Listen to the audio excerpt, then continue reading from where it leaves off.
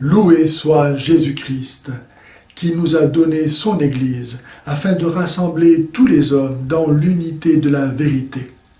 Sa grâce et sa paix soient avec vous. Musulmans et témoins de Jéhovah sont d'accord pour faire du rejet du dogme de la Sainte Trinité un fondement de leur doctrine.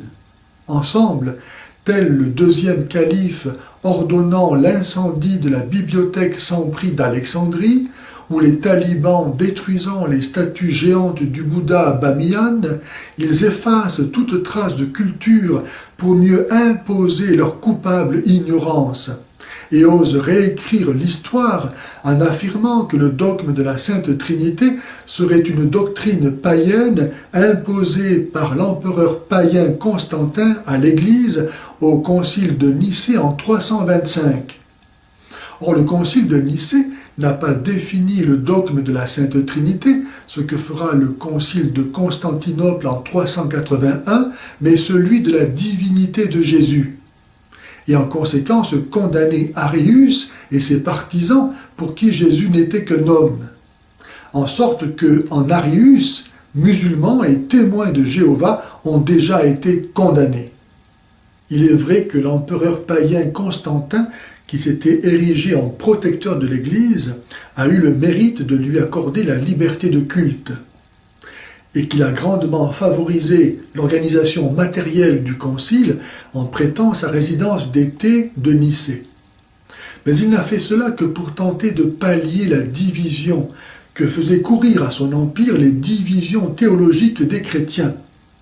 Et s'il a lui-même présidé le concile et exhorté les évêques à refaire l'unité de l'Église, ce sont bien les 300 évêques présents qui ont défini la foi de l'Église, confirmée par le pape Sylvestre à travers ses légats, lui-même trop âgé pour faire le déplacement, et ensuite par tous les conciles suivants.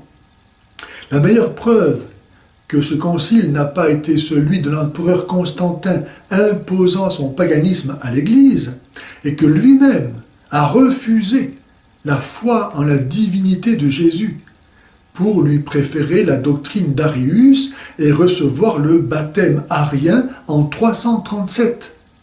Face au polythéisme et au monothéisme juif puis musulman, le dogme de la Sainte Trinité exprime la particularité du monothéisme chrétien, à savoir que Dieu est amour, c'est-à-dire relation.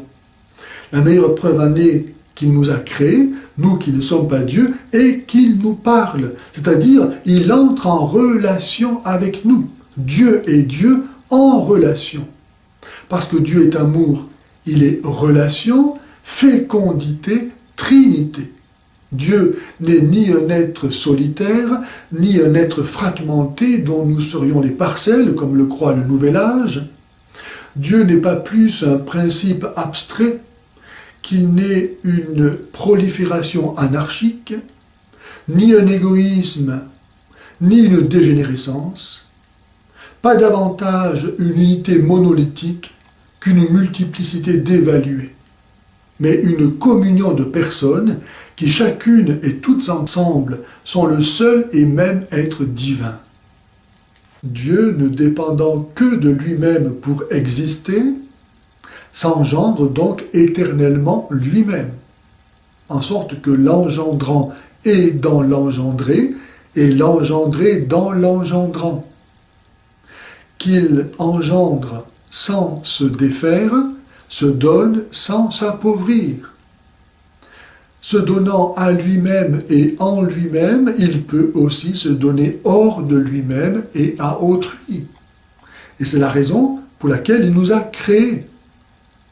Quelle plus belle raison d'exister pourrions-nous avoir que d'exister pour accueillir Dieu et nous unir à lui?